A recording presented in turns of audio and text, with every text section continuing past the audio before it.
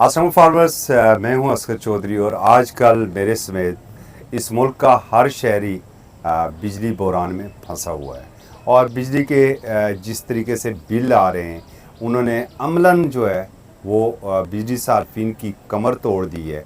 और अगर बस चले हमारा तो जो हमारे बिजली मीटर हैं उनके साथ एक बड़ा सा रस्सा लगा लें और 200 यूनिट से ऊपर ना जाने दें। मेरे साथ मौजूद है इस वक्त सीनियर जर्नलिस्ट हैं शहर इक़्तिदार के फैसल हकीम साहब। और फैसल हकीम बड़ी इनकी ग्रिप है एनर्जी के ऊपर, एक तवील अरसे से ये बीट कर रहे हैं। ज़रा इनसे पूछेंगे कि ये बहरान है क्या, और बिलखसूस जो हम ये IPPs की बातें कर रहे होते हैं और कैपेसिटी पेमेंट की बात कर रहे होते हैं, तो ये अजाब क्या है और ये अजाब किस तरीके से इस कौम के सर से हट सकता है। अस्सलाम वालेकुम फैसल। वालेकुम अस्सलाम। बहुत शुक्रिया, थैंक यू वेरी मच। ये बताइए फैसल कि बेसिक ये बिजली का बहरान है क्या? देखिए, बिजली का बहरान जो है वो आपको जितनी बिजली चाहिए उसके मुताबिक आपके पास मौजूद है, लेकिन अब मसला ये है कि जो महंगी बिजली है उसकी वजह से सार्फिन मुश्किलात का शिकार हैं। और उसमें सबसे बड़ी रुकावट जो आपके लिए है वो इस वक्त है जो रिकवरी है, बिजली के जो बिल आते हैं उनकी रिकवरी है। अगर आप देखें तो इस्लामाबाद इलेक्ट्रिक सप्लाई कंपनी की हद तक तो वो काफ़ी बेहतर नज़र आती है आपको कि तकरीबन 95 से 100% तक रिकवरी है। लेकिन जो आप इस्लामाबाद से दूर होते जाएंगे तो ये रिकवरी जो है वो कम नज़र आएगी। 5 से 6 डिस्कोज ऐसी हैं जो बिजली की तकसीम कार कंपनियाँ जहाँ पर रिकवरी जो है वो 90% से अबव है। लेकिन आप उन्हीं में आप देखें तो पेस्को की रिकवरी बहुत कम है, इसके अलावा टेस्को की रिकवरी बहुत कम है, उसके साथ साथ कोयटा इलेक्ट्रिक सप्लाई कंपनी है, सखर सप्लाई कंपनी है।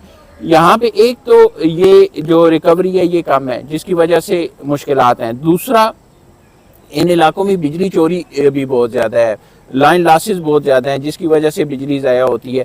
तो ये बहुत सारी वजूहात हैं जिनकी वजह से इस वक्त बिजली के मसाइल दरपेश हैं। एक बड़ा मसला जो है वो महंगी बिजली पैदा होने का जो बताया जाता है वो मसला बिल्कुल दुरुस्त है कि इस वक्त महंगी बिजली पैदा की जा रही है। और IPPs के हवाले से जो खदशा जो मुख्तलिफ चीज़ें सामने आ रही हैं वो भी किसी हद तक दुरुस्त हैं। जो कैपेसिटी चार्जेस के हवाले से हैं कि वो अगर बिजली पैदा कर रही हैं उनसे बिजली ली जा रही है या नहीं ली जा रही है, एक हद तक उनको कैपेसिटी चार्जेस जो है वो देने पड़ते हैं और वो सार्फिन पर बराह रास्त बोझ जाता है।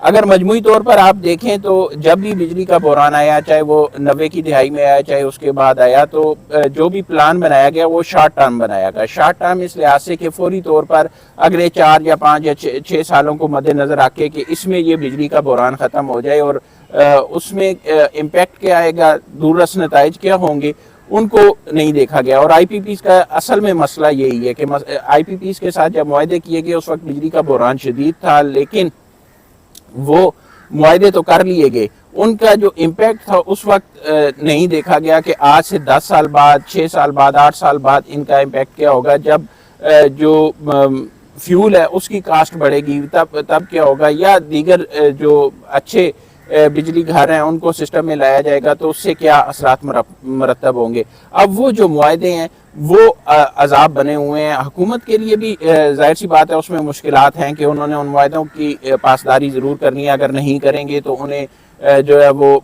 मुख्तलिफ अदालतों में का सामना करना पड़ सकता है और आलमी अदालत तक भी ये मसला जा सकता है। लेकिन असल जो इसके मुतासरीन है वो अवाम है और अवाम को इसका सारे का सारा बोझ बर्दाश्त करना पड़ रहा है महंगी बिजली की सूरत में। इसमें आपने एक जिक्र किया बिजली चोरी का, जो अशराफिया की जो हम बात करते हैं, अगर एक शख्स बच्ची की बालियां बेच के वो अपना बिल पे कर रहा है, उसका 18-20 हज़ार का बिल आया है, तो वो बिजली चोरी नहीं करेगा तो क्या करेगा?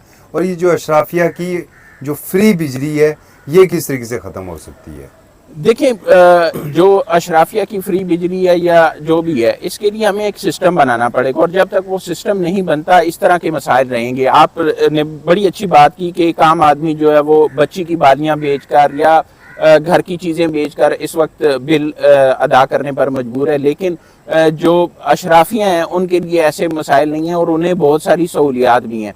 सबसे बड़ा मसला अगर आप देखें तो हमारे जो सोसाइटी है उसमें जो तफरीक का एक उनसर है, वो तफरीक अगर किसी सूरत ख़त्म कर दी जाए تو بہت سارے مسائل حل ہو سکتے ہیں. اور ظاہر سی بات ہے آپ کے بہت سارے ممالک کی مثال بھی آپ کے سامنے ہے, آپ کے ہمسایہ ملک چین کی مثال آپ کے سامنے ہے, یورپین ممالک کی آپ مثال دیتے ہیں, لیکن اس پر عمل درآمد بھی تو یقینی بنائیں. گریڈ 1 سے لے کر گریڈ 14 یا 15 یا 16 تک کا جو ملازم ہے وہ کیا کرتا ہے؟ اس نے بجلی کا بل بھی خود دینا ہے, اس نے اپنی کنوینس کا بل بھی خود دینا ہے, اس نے باقی جو یوٹیلٹی بلز ہیں وہ بھی, اس نے جو گھر کے اخراجات ہیں وہ بھی, اس نے بچوں کی فیس بھی دینی ہے. یہ سارے کے سارے مسائل ان کے لیے ہیں. لیکن اگر آپ گزٹیڈ آفیسر ہیں تو اس میں آپ کو بہت ساری سہولیات ہیں, اس میں آپ کو بجلی کے بلوں میں بھی بہت سارے اداروں میں یہ سہولت موجود ہے, آپ کو صحت کے حوالے سے بھی سہولت بہت سارے اداروں میں, پیٹرول اور کنوینس الاؤنس وغیرہ, یہ سہولیات جو ہے وہ ان کو دی جاتی ہیں. اگر ان کو بالکل ایک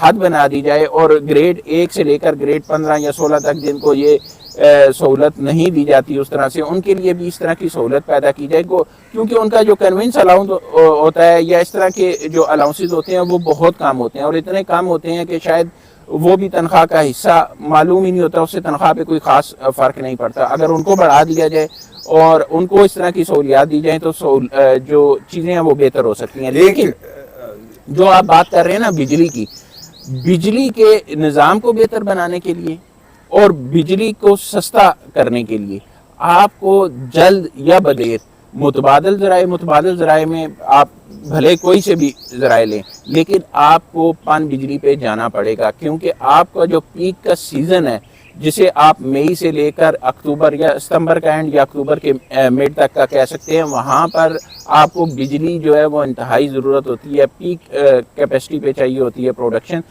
تو اس وقت آپ کے پاس دریاؤں میں پانی تو موجود ہوتا ہے, لیکن آپ کے جو ڈیمز ہیں وہ نہ ہونے کی وجہ سے یا تو وہ پانی ضائع ہوتا ہے سیلاب کی صورت میں, وہ مختلف علاقوں میں نالوں میں طغیانی کی صورت میں, یا پھر جو آپ کی بجلی بنانے کی کیپیسٹی ہے وہ ظاہر سی بات ہے آپ نے ڈیم نہیں بنائے یا رن آف دا ریور اس طرح کے پروجیکٹ نہیں لگائے, تو اس کی وجہ سے آپ اس وقت بجلی بھی اس سے پیدا نہیں کر سکتے, اس سے وہ فائدہ بھی نہیں اٹھا سکتے. بالکل صحیح آپ نے بنایا ہے نا, نیلم جھیلم بنایا ہے, دیکھ لیں نیلم جھیلم میں کیا ہوا ہے اور کتنے عرصے سے وہ بند پڑا ہوا ہے, کیا نقصان اس میں ہو رہے ہیں.